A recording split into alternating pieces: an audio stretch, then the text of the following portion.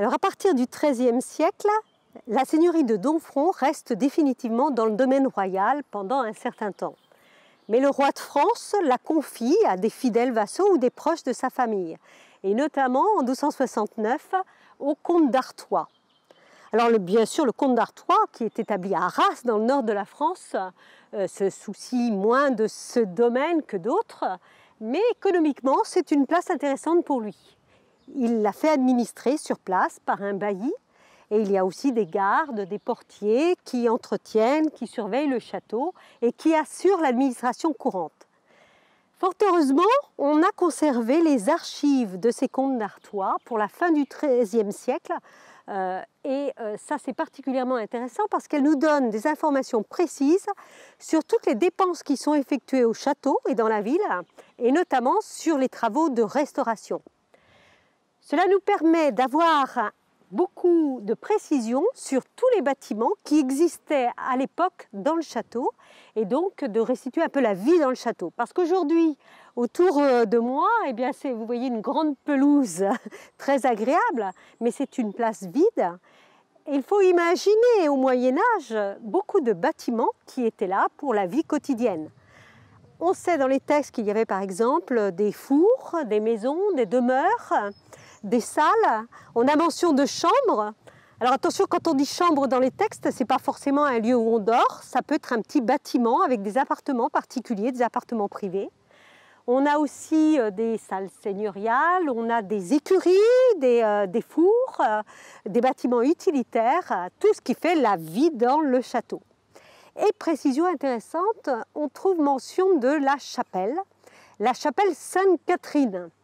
Alors ça, c'est une explication aussi à donner parce que, évidemment, il y a déjà le prieuré Saint-Symphorien dans un angle du château qui est réservé aux moines, mais il peut y avoir aussi une chapelle réservée à l'usage du Seigneur et de ses proches, et c'était certainement le cas de Sainte-Catherine.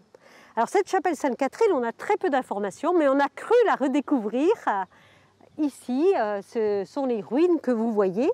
Au XIXe siècle, en observant ces ruines, tous les historiens d'art se sont dit que ce sont celles de la fameuse chapelle Sainte-Catherine. Or, dans les années 1990, donc beaucoup plus récemment, quand l'archéologue qui a entrepris l'étude du site, Anne Nissan-Jobert, a étudié ces vestiges, elle a dégagé le sol autour, bien sûr, et elle a effectivement retrouvé les preuves d'un bâtiment, un bâtiment très ancien, mais pas une chapelle. Ce pourrait être plutôt une grande salle de réception seigneuriale et peut-être même une salle qui serait encore très ancienne. Voilà. Donc, on appelle encore ces vestiges ceux de la chapelle Sainte-Catherine, mais un gros doute subsiste aujourd'hui. L'existence de l'enceinte de ville est attestée dans les comptes dès les années 1300. Mais le contexte historique peut nous inviter à la dater beaucoup plus tôt. Les noms des tours et des portes d'entrée sont donnés dans les textes, mais il n'est pas toujours facile de les situer. La ville possédait sans doute déjà plusieurs portes au Moyen-Âge. La porte de Brière, qu'on appelle plutôt aujourd'hui porte de Godrat, existait déjà au XIIIe siècle. Cette porte de Godras, ou de Brière, comme on l'appelle au Moyen-Âge, était sans doute la principale entrée de la ville. Alors il est difficile de la dater, surtout qu'elle a été ruinée et restaurée, mais elle pourrait peut-être appartenir à une enceinte de ville dès la fin du XIIe siècle. Mais on n'a pas de preuves formelles. Elle existait en tout cas dans le courant du XIIIe siècle et elle était sans doute très importante parce qu'elle est assez imposante. Il faut restituer ses dispositions initiales avec deux grandes tours rondes. On les voit très bien encore même si elles ont été arasées. Et entre les deux, il faut imaginer un passage voûté pour entrer dans la ville.